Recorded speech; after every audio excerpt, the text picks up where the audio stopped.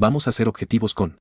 Métase su objetividad por el culo, gonorrea. Bueno, si no subí videos durante más de un mes es porque me puse a hacerme una paja que me dejó en la luna. Lo hice pensando en mis waifus y... Coño, estoy muy viejo para decir estas cosas, pero son verdad. X2. Bueno, volviendo al tema, tengo que explicarles muchas cosas. Primero que todo, considero que la mayoría de comparaciones de poder, hechas usando ChatGPT, Gemini, DeepSeek, e incluso, por ti mismo, animal que me está escuchando, están mal, por muchas razones. Muchas comparaciones de inteligencia artificial están hechas de material faltante o de interpretaciones muy sesgadas por falta de rigurosidad en el momento. No es por tirarle mierda a los otros youtubers de comparaciones, porque hay muy buenos videos, pero por ejemplo, esos videos de Circeps tiene tantos puntos, Serafal tiene tantos otros o Keopis tiene tantos otros, no, lo siento, pero no sirven. Incluso dentro de los propios universos de las series, estás usando escalas que no sirven. Volviendo, esto lleva a que la CIA y las comunidades en general, por tema de falta de rigurosidad, muchas veces solo tomen en cuenta el tema de los hacks o habilidades especiales, más que otros factores, porque cualquiera puede decir, Sukuna venció a Gojo. Eso es un feat. Otra cosa completamente diferente es tomar esa victoria y concluir que Sukuna era superior a Gojo en absolutamente todos los apartados. Una IA puede conocer una obra de forma suficientemente amplia como para resumir un volumen, pero eso no significa que tenga una representación completa y recuperable del texto. No sabemos qué proporción exacta de cada obra estuvo presente en su entrenamiento ni en qué forma, por eso, cuando le exiges escenas, condiciones específicas o diálogos concretos, los huecos aparecen y puede terminar reconstruyendo información que nunca ocurrió. Por eso, les digo, no usen únicamente IA para sus comparaciones, porque si no, les doy por el culo. ¿A mí qué me cuentas? Mi personaje destruye él. Tu personaje necesita que su mamá le dé poder para poder destruir una puta dimensión de bolsillo. Porque si no, no tiene ni para ir al parque a comprar un dulce. No mames. En este punto, podemos argumentar la diferencia entre statement, la afirmación de alguien, y el feat, lo que realmente ocurre. No estamos hablando de un feat entre la Tigresa del Oriente y Faraón Lofshadi. Esto significa que, varios personajes pueden decir o el narrador, incluso Databox, ese tipo es invencible o, es tan fuerte que nadie lo ha derrotado. Pero cuando vemos que lo derrotan, ¿qué? Lo catalogamos de vende humo, porque el statement no se sostuvo con lo mostrado. Me recuerda a este marica que vestía una armadura dorada en The Eminence in Shadows que nunca había perdido, porque nunca había luchado contra alguien más fuerte que él. Es cierto que no todos los personajes que han sido derrotados se vuelven vendehumos, incluso el simple hecho de que una mejor preparación del enemigo o que se enfrentará a un enemigo más fuerte que sus capacidades, le quitan esa categoría de vendehumo, pero existe una diferencia enorme, entre que el statement siempre te diga que puede hacer de todo, pero al llegar al feat vemos que no hace nada, es porque ya estamos comenzando a mear en tiesto ajeno.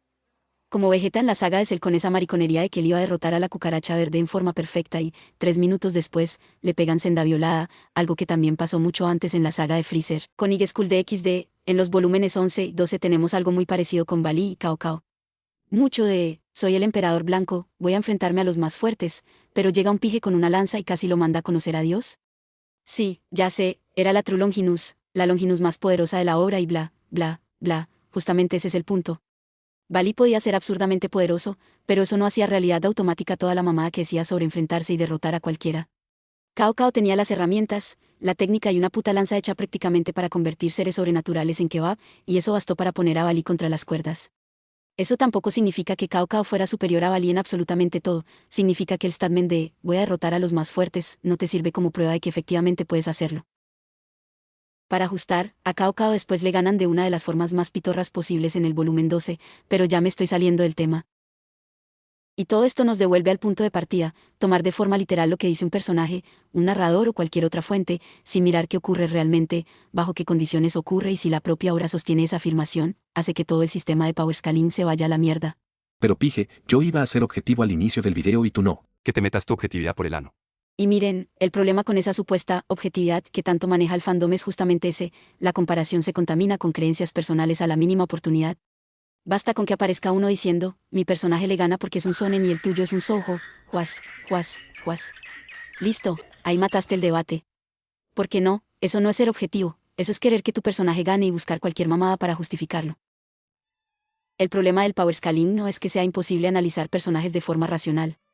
El problema es que demasiada gente confunde objetividad con llegar a una conclusión que ellos ya consideran correcta.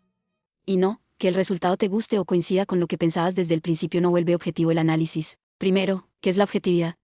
En una explicación de la Enciclopedia de Significados, la objetividad es la cualidad de expresar o juzgar la realidad tal como es, basada en datos reales, hechos verificables y sin la influencia de opiniones, emociones o intereses personales. Hechos reales, quiere decir que lo que importa no es lo que se dice, sino lo que realmente ocurre. Lo que prima es el principio de realidad. Sin importar si un personaje hace la afirmación más grandilocuente del universo, si la realidad de la obra no puede sostener dicha afirmación, simplemente no se puede usar con libertad. Y no importa de dónde venga la excusa. No importa si sale en los databox. No importa si el autor lo dice en Twitter. No importa si el autor lo escribió en una servilleta cagada mientras estaba en el baño. Si la realidad de la obra no lo puede sostener, esa afirmación no sirve automáticamente sin antes haberla limpiado de vicios. Punto. Hechos verificables. Hace referencia a que incluso tu madre, cuando revise debajo de tu cama buscando hentai, pueda ir a la misma fuente que tú, leer lo mismo y comprobar que el material que estás usando realmente existe.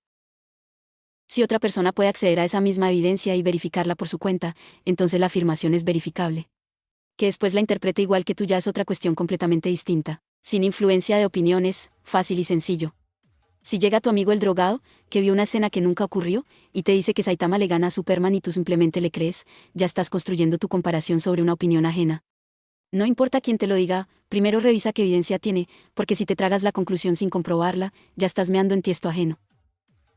Emociones, esto sí no lo voy a explicar demasiado, porque es bastante sencillo entender que no puedes dejarte llevar por la rabia, el cariño o el ardor de culo simplemente porque el resultado no favoreció a tu personaje. Por último, intereses personales, si para defender a tu personaje tienes que usar únicamente los statements y fits que lo benefician mientras ignoras todo lo que lo deja mal parado, entonces no estás siendo objetivo. Si quieres hacer una comparación seria, tienes que mirar tanto la evidencia que favorece tu conclusión como la que la contradice. No es que estos sean los únicos criterios posibles, ni que aquí haya descubierto la definición definitiva de objetividad, porque no mamen. Existen formas muchísimo más profundas de trabajarla dependiendo de la disciplina y del tipo de análisis que estés haciendo. Lo que acabamos de ver aquí es la versión ligera, la que nos sirve para no hacer una comparación con el culo. Si nos vamos a la filosofía, la ciencia o incluso la psicología, la idea base sigue siendo parecida, pero el nivel de explicación, control de sesgos y rigor se vuelve muchísimo más profundo dependiendo de lo que necesite cada disciplina. Algo que, seamos sinceros, rara vez vas a encontrar cuando dos pendejos están discutiendo si Goku le gana a una chica mágica. Y es obvio, porque esto sigue siendo entretenimiento. Pero nosotros no vinimos a divertirnos, vinimos a sufrir como idiotas, porque eso estamos haciendo con esta mierda, sufrir. Y ahora toca sumarle otro problema, el idioma. Yo sé japonés. Sabrás chupar verga, anda dime los diferentes significados de Sekai según su contexto. Es bien sabido que el manga y el anime no vienen de Rusia, animales, vienen de Japón, un país cuyo idioma utiliza 3 sistemas de escritura principales, hiragana, katakana y kanji. Y aquí viene el problema, en japonés existen palabras que pueden sonar exactamente igual, pero escribirse de manera diferente y, dependiendo del contexto y de cómo se escriban, tener significados completamente distintos. Por eso, cuando tomas una frase, la traduces y luego la utilizas como evidencia para hacer powerscaling, no basta con leer la traducción y asumir que ya entendiste todo. Hay que analizar qué decía realmente el original y, sobre todo, qué significa dentro del contexto de la obra. Esto es problemático porque, si bien es cierto que las fanwikis suelen basarse en material canónico, llega el momento en que toca interpretar qué quiso decir realmente el autor, y eso no siempre podemos determinarlo con absoluta certeza. Porque necesitarías conocer el idioma original, el contexto cultural y las referencias de la obra a un nivel que, seamos sinceros, prácticamente serías medio japonés espiritualmente, y si nos vamos a ejemplos, tenemos la propia palabra kami. Dependiendo de cómo se escriba, puede significar cosas completamente distintas, puede referirse a una deidad, significa cabello y significa papel. Se pronuncian igual, pero el kanji y el contexto determinan qué palabra es realmente. Y esto puede complicarse todavía más cuando entra en juego el furigana, porque en el manga japonés el autor puede colocar una lectura sobre un kanji que no necesariamente coincide con su lectura habitual, añadiendo otra capa de significado o intención que una traducción puede no transmitir por completo. Por eso, cuando una fanwiki toma una expresión del material original, la traduce, la interpreta y después presenta esa interpretación como un hecho objetivo del canon, ya tenemos un problema. Porque una cosa es lo que la obra dice, otra lo que significa en su contexto y otra muy diferente es la interpretación que nosotros hacemos de ello. Esto nos lleva a algo que, al mismo tiempo, es de lo más sencillo y de lo más complicado, esa mamada de, un personaje puede destruir el mundo. Como les dije antes, ¿qué mundo? Primero tenemos que entender qué significa mundo dentro del contexto de la obra. ¿Estamos hablando del planeta? ¿De una dimensión? ¿De un universo? ¿De un reino? ¿O simplemente se está utilizando como una expresión para referirse a todo lo que existe dentro del entorno del personaje? Porque aquí es donde empiezan los problemas.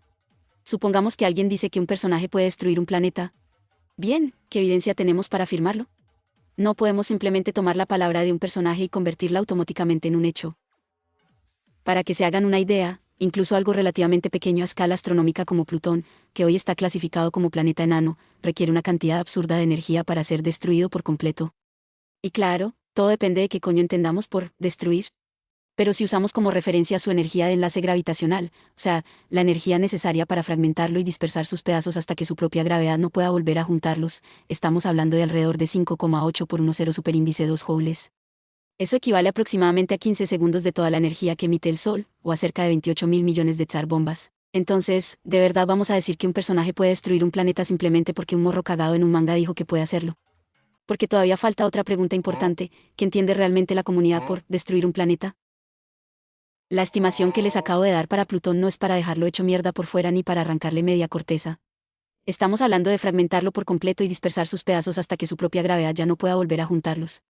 O sea, destrucción total a nivel de energía de enlace gravitacional. Pero ahí está justamente el problema: hay niveles.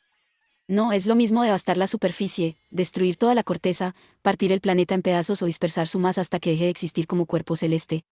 Y la mayoría de comparaciones ni siquiera se toman la molestia de decir de cuál de esas mamadas están hablando. Por eso muchas ya nacen viciadas desde la base. Entonces, si llegan y me dicen que Bali o Issei pueden destruir el mundo, yo les vuelvo a preguntar: ¿destruir en qué sentido? ¿Estamos hablando de arrasar la superficie? ¿Partir el planeta? ¿Dispersar toda su masa? O peor todavía, ni siquiera hablan de destruir físicamente el planeta, sino de destruir el mundo, en el sentido de colapsar la civilización, sus instituciones y todo lo que mantiene funcionando a la sociedad.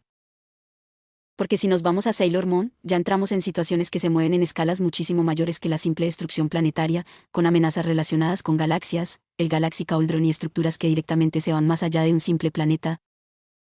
Y en Dragon Ball tenemos otro buen ejemplo. Freezer destruyó directamente el planeta Vegeta, mientras que Namek atacó deliberadamente el propio planeta durante su combate contra Goku, dañando su núcleo y provocando que terminara explotando después. Y ahí está el punto: en ambos casos podemos hablar de destrucción planetaria, sí, pero eso no significa que todas las formas de destrucción sean automáticamente equivalentes. Antes de empezar a ponerle etiquetas mamonas a un personaje, hay que preguntar qué se destruyó, cómo se destruyó y qué evidencia tenemos realmente para decir que el personaje puede repetir esa hazaña. Ey, pero Opis es infinita. Es difícil sostener que Opis tenga un poder literalmente infinito si ni siquiera tenemos claro qué representa realmente ese infinito. Puede referirse a su naturaleza, a su existencia, a la nada, al concepto que encarna o alguna característica concreta de su poder. Pero de ahí a decir que posee una cantidad matemáticamente infinita de energía hay un salto bastante grande. Para ponerlo sencillo, si yo tengo infinitas manzanas y me quitan 1.000 millones, sigo teniendo infinitas manzanas.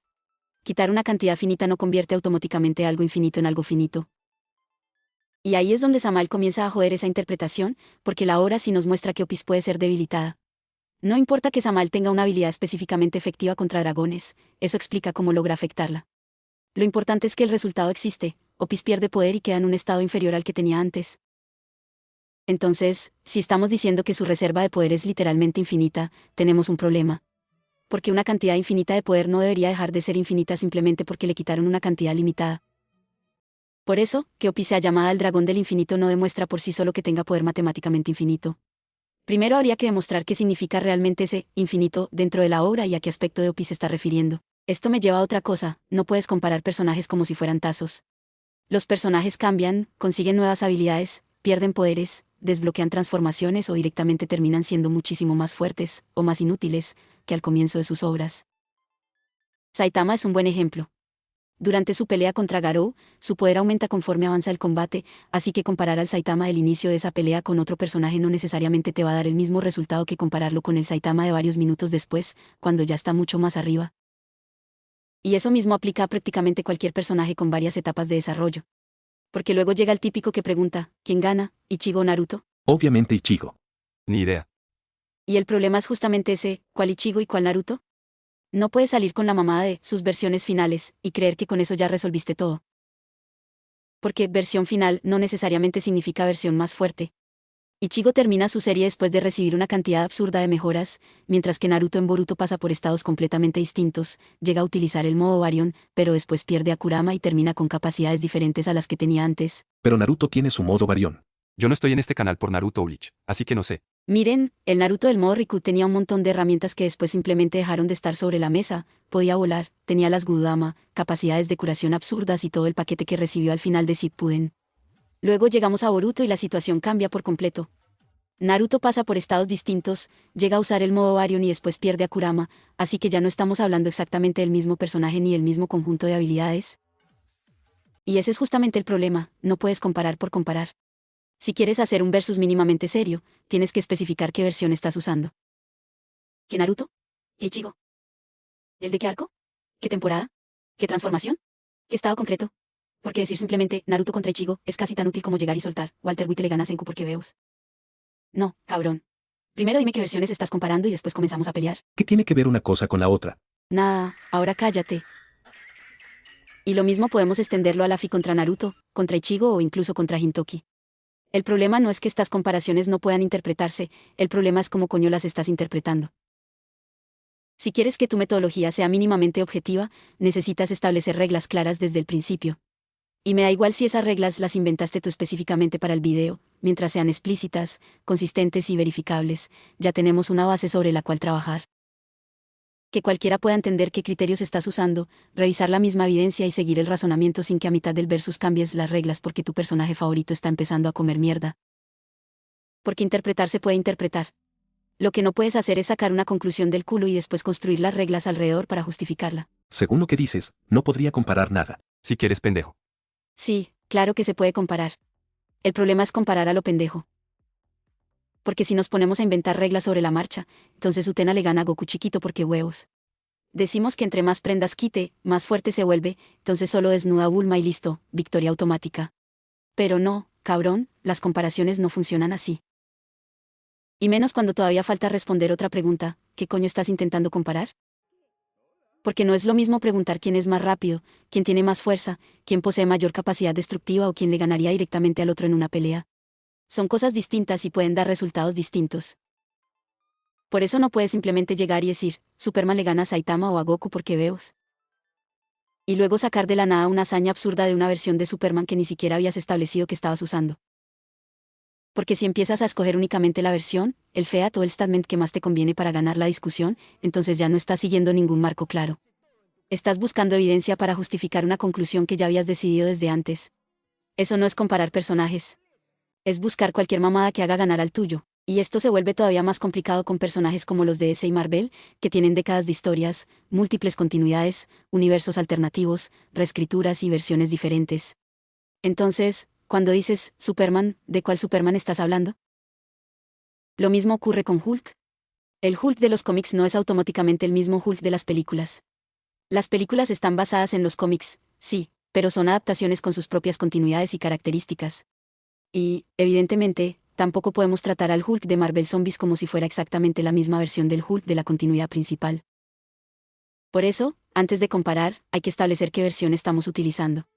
Porque si primero decides quién quieres que gane y después buscas la versión más conveniente para demostrarlo, eso no es una comparación, es buscarle argumentos a una conclusión que ya tenías. Y tampoco vale crear un Frankenstein agarrando la resistencia de un Superman, la velocidad de otro y el FEAT más absurdo de un tercero, salvo que desde el principio hayas establecido que estás haciendo una versión compuesta. Ya cierra la puta boca y dinos cuáles son esas reglas que tú propones, animal. Lo apoyo, yo solo venía a este canal por DXD y Rías. Muerte a Rías y a Keno. RRR. Ravel y Rosgay Segot. Pero ninguna de las dos es tu waifu. Ya no le digas nada, menso. Que ya me quiero ir. Lo dejaré para la segunda parte, porque no esperé demorarme tanto haciendo esta mierda de vídeo. Nos vi.